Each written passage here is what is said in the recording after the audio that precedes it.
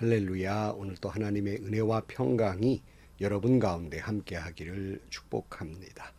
오늘 또 귀한 말씀을 통해서 나에게 꼭 들려주시고자 하시는 하나님의 음성을 꼭 듣는 은혜로운 시간이 되기를 축복합니다. 그리고 오늘은 거룩한 주일입니다. 온 마음과 정성과 뜻을 다해서 주님을 경배하는 날이 되기를 축복합니다. 주님의 보혈로 우리로 하여금 주님 앞에 나아갈 은혜를 주셨으니 그 은혜 가운데 담대하게 주 앞에 나아가서 주님께 예배하시기를 축복합니다. 또한 주의 종을 통해 주시는 하나님의 말씀, 그 말씀이 성령 안에서 내 영혼 깊은 곳에 들어와 그 말씀을 깊이 새기고 그 말씀이 내 안에 역사하고 그 말씀 가운데에서 순종하는 한 주간이 되시기를 주의 이름으로 간절히 축원합니다. 오늘 아침 하나님께서 우리에게 허락해 주신 말씀은 히브리서 9장 23절에서 28절 말씀입니다. 그러므로 하늘에 있는 것들의 모형물은 이런 여러 의식으로 깨끗해져야 할 필요가 있지만 하늘에 있는 것들은 이보다 나은 희생제물로 깨끗해져야 합니다. 그리스도께서는 참 성소의 모형에 지나지 않는 손으로 만든 성소에 들어가신 것이 아니라 바로 하늘 성소 그 자체에 들어가셨습니다. 이제 그는 우리를 위하여 하나님 앞에 나타나셨습니다. 대제사장은 해마다 짐승의 피를 가지고 성소에 들어가지만 그리스도께서는 그 몸을 여러 번 바치실 필요가 없습니다. 그리스도께서 그 몸을 여러 번 바치셔야 하였다면 그는 창세 이래로 여러 번 고난을 받아야 하셨을 것입니다. 그러나 이제 그는 자기를 희생 제물로 드려서 죄를 없이 하시기 위하여 시대의 종말에 단 한 번 나타나셨습니다. 사람이 한 번 죽는 것은 정해진 일이요 그 뒤에는 심판이 있습니다. 이와 같이 그리스도께서도 많은 사람의 죄를 짊어지시려고 단 한 번 자기 몸을 제물로 바치셨고 두 번째로는 죄와는 상관없이 자기를 기다리고 있는 사람들에게 나타나셔서 구원하실 것입니다. 아멘. 여러 번 반복적으로 말씀을 드립니다마는 히브리서는 당시 유대교에서 개종해서 예수를 믿는 성도들이 로마의 정치적인 핍박과 그리고 유대교 사람들의 경제적인 핍박으로 인해서 몹시도 괴롭고 힘든 가운데 있었고 또 믿음이 흔들려서 그럼 다시 유대교로 돌아갈까 그런 마음마저 갖게 되는 이런 순간에 왜 유대교로 돌아가지 말고 예수를 믿어야 하는지 우리가 믿어야 할 주님이 누구인지 이것만 알면 너희들의 믿음이 흔들리지 않을 거다 라고 말씀하시면서 기독론 예수님에 대해서 설명하면서 그들의 믿음을 굳건히 하고자 하는 목적을 가지고 있었습니다. 초대교회 당시에는 아직 신학적인 어떤 것이 정립되지도 못했고 그러기 때문에 어떤 문제가 발생하면 이걸 신앙 가운데서 어떻게 극복해 나가야 할까 몹시도 혼란스러운 시대였습니다. 그래서 개종한 유대인 성도들이 믿음이 흔들리는 거예요. 무엇이 옳은지. 일반적으로 일반 사람들은 기독교 그러면 우리가 믿는 개신교뿐만 아니라 다 종교는 똑같지 않냐 이런 생각을 갖듯이 이들도 아니 유대교를 믿든 예수를 믿든 같은 거 아닌가 이런 생각을 가지고 흔들렸던 것 같습니다. 그러니까 왜 지금 예수를 꼭 믿어야 하는가를 설명하고자 하는 것입니다. 유대교를 섬기는 그 하나님의 첫 번째 언약 율법 가운데에서 유대교를 섬기는 그 일은 결코 인간을 구원할 수 없다는 거예요. 그러나 두 번째 언약으로 하나님께서 보내주신 대제사장 예수 그리스도를 이 땅에 보내신 것은 우리를 구원하시기 위함이라는 설명입니다. 그러니까 첫 번째 언약인 율법으로 짐승의 피를 가지고 죄 지은 자들을 죄를 씻어 주었는데 하물며 두 번째 언약이신 하나님의 아들 예수 그리스도의 보혈이 피 흘림이 우리의 죄를 어찌 구원하지 않겠느냐 어찌 용서하지 않겠느냐 라고 가르치고 있는 겁니다. 그래서 지난 시간 말씀의 9장 22절에 율법에 따르면 거의 모든 것이 피로 깨끗해집니다. 그리고 피를 흘림이 없이는 죄를 사함이 이루어지지 않습니다.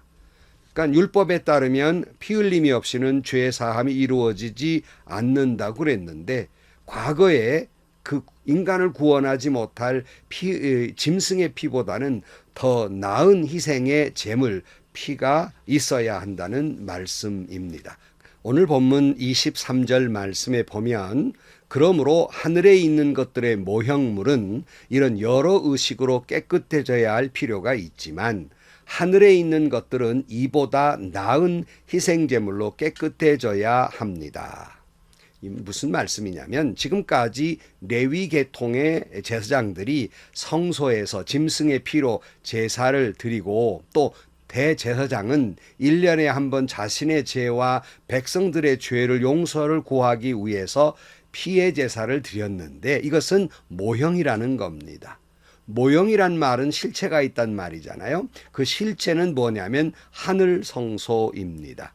그러니까 하늘 성소를 위해서 더 나은 희생 제물이 있어야 되고 정결케 돼야 하는데, 더 나은 희생 제물은 바로 예수님을 말씀하고 있는 겁니다. 오늘 24절 말씀, 그리스도께서는 참 성소의 모양에 지나지 않는 손으로 만든 성소에 들어가신 것이 아니라 바로 하늘 성소 그 자체에 들어가셨습니다. 이제 그는 우리를 위하여 하나님 앞에 나타나셨습니다.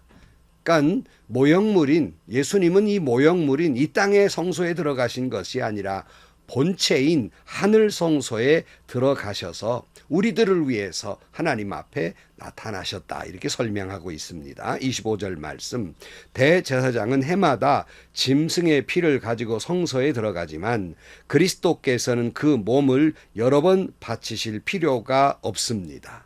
그러니까 레위 계통을 따라 제사장이 된 사람들은, 특별히 대제사장은 여러 번 설명했지만 1년에 딱 한 번 짐승의 피를 가지고 성소에 들어가서 자신의 죄와 그리고 백성들의 죄의 용서를 구했지만, 예수님은 그러실 필요가 없으셨다는 것입니다. 그래서 26절 말씀에 보면, 그리스도께서 그 몸을 여러 번 바치셔야 하였다면 그는 창세 이래로 여러 번 고난을 받아야 하셨을 것입니다. 그러나 이제 그는 자기를 희생제물로 드려서 죄를 없이 하기 위하여 시대의 종말에 단 한 번 나타나셨습니다. 그러니까 주님이 이 땅에 오신 것은 다시는 그런 희생 제물을 없게 하시기 위해서 당신 자신을 희생의 제물로 드리고 이를 위해서 오셨는데, 딱 한 번 종말에 오셨다, 이렇게 말씀하는데요. 예수님이 이 땅에 오신 것이 뭘 뜻합니까? 종말이라는 겁니다. 그러니까 주님이 이 땅에 오셔서 이 마지막 이제 종말을 가까이 왔다 하는 것을 말씀하고 있어요. 종말이 시작됐다, 이렇게 알 수 있겠습니다. 27절, 사람이 한 번 죽는 것은 정해진 일이요 그 뒤에는 심판이 있습니다. 뭐 당연한 일이죠. 그러니까 사람에게 죽음이라는 건 정해져 있듯이 마찬가지로 어떤 사람이나 심판을 받아야 한다는 말씀이에요. 그러니까 여러분, 어떤 사람이 잘 살다가 혹 암 말기 선고를 받으면 저 사람 사형 선고 받았다, 이렇게 말하잖아요. 그러나 여러분, 꼭 어떤 몹쓸 질병에 걸린 사람만이 사형 선고를 받은 게 아니라 모든 인간은, 아니 모든 생명체는 태어나는 순간 이미 우리는 사망 선고를 받은 사람들입니다. 말장난 같지만 사람이 하루하루 살아가는 것 같지만 우리에게는 종말이 예견되고 있기 때문에 사실은 하루하루 죽어가는 것과도 같은 것입니다. 다시 말씀드리지만 모든 인간은 하루하루 살아가면서 성경 말씀대로 하루하루 주님의 심판대 앞에 다가서고 있다는 사실을, 이 엄중한 경고를 잊지 말아야 합니다. 28절 말씀, 이와 같이 그리스도께서도 많은 사람의 죄를 짊어지시려고 단 한 번 자기 몸을 제물로 바치셨고 두 번째로는 죄와는 상관없이 자기를 기다리고 있는 사람들에게 나타나셔서 구원하실 것입니다. 여기 두 번째, 다시 재림하신다는 거죠. 재림하셔서 심판하실 것이다. 그러니까 이 주님을 영접하지 않는 자는 영원한 사망에 빠질 것이고, 이 예수 그리스도를 영접한 사람은 구원에 이를 것이다 하는 말씀입니다. 그러나 세상 온갖 핍박과 고난과 유혹 속에서 믿음을 지켜온 사람들이 있잖아요. 이런 사람들은 곧 영원한 생명, 구원을 받을, 심판을 받을 것이라는 겁니다. 사랑하는 성도 여러분, 어떤 사람이 기절하여 넘어졌을 때 막 사람들이 달려가서 이 사람 죽었나 살았나 알기 위해서는 맨 먼저 뭐 해요? 숨을 쉬나 심장이 뛰나 이걸 먼저 보잖아요. 그래서 숨을 쉬거나 심장이 뛰면 심장이 뛰고 있다, 살아있다 이렇게 말합니다. 그러나 심장이 뛰지 않는다면 이 사람 죽었네 이렇게 말할 수 있습니다. 당연히 심장이 뛰고 있는 사람은 살아있는 사람입니다. 그러나 심장이 두근두근 뛰고 있는 건 살아있다는 신호이기도 하지만, 두근두근 그 맥박의 수가 정해져 있기 때문에 두근두근 빨리빨리 너의 사망도 다가오고 있다는 경고의 음성과도 같은 것입니다. 다시 말씀드리지만 우리 모두는 태어나는 순간부터 사망 선고를 받은 사람이고, 이 말은 태어나는 순간부터 날마다 주님의 심판대 앞에 다가서고 있다는 이 경고의 음성을 반드시 기억하고 살아야 할 것입니다. 우리의 죽음이 반드시 찾아오듯이 우리는 반드시 하나님 심판대 앞에 서야 할 것입니다. 대제사장 되셔서 당신의 몸 피의 제물로 드리고 우리의 모든 죄를 용서해 주신 그 십자가를 의지하고 우리는 나아가야 할 것입니다. 아무리 유대교 사람들처럼 율법만 온전히 지킨다면, 하나님의 약속은 뭐예요? 이 율법만 온전히 지킨다면 구원을 얻을 것이다. 이게 첫 번째 약속이잖아요. 그러나 인간은 사실은 어느 것 하나 10가지는 고사하고 단 한 가지라도 제대로 지킬 수 없는 연약한 존재이며, 그러므로 그 죄값은 뭐예요? 그러니까 율법의 말씀을 다 지키면 구원을 얻고 어기면 죽는다, 이 말이 약속이거든요. 그러나 인간은 어느 것 하나 10가지는 고사하고 율법은 고사하고 단 한 가지 제대로 지키지 못하는 죄인이기 때문에 율법적으로는 인간은 사망의 몸입니다. 그러니까 우리는 율법적으로는 절망할 수밖에 없어요. 아무리 해도 안 되는 거거든요. 그럴 때 우리는 하나님의 은혜를 구하게 됩니다. 하나님은 우리를 율법을 어긴 인간을 영원한 사망에 이르도록 놔두시지 아니하시고, 그럼에도 불구하고 하나님의 지독한 우리를 향한 사랑은 기꺼이 당신의 아들 예수 그리스도를 이 땅에 보내셔서 대제사장으로 삼으셔서 예수님 자신의 몸을 십자가에 달려 희생제물이 되시고 물과 피를 쏟으시고 우리를 구원하게 해주신 그 두 번째 생명의 길, 이것이 바로 예수 그리스도며 이를 통해 우리를 구원해 주신 것입니다. 여러분, 하나님의 그 사랑, 예수님의 그 은혜, 성령님의 그 감동, 우리 영혼 깊은 곳에 품고 내가 마지막 하나님 심판대 앞에 섰을 때 영원한 구원, 영생에 이르고 여러분 구원 얻을 수 있는 여러분들이 되시기를 주의 이름으로 간절히 축원합니다. 기도하시겠습니다.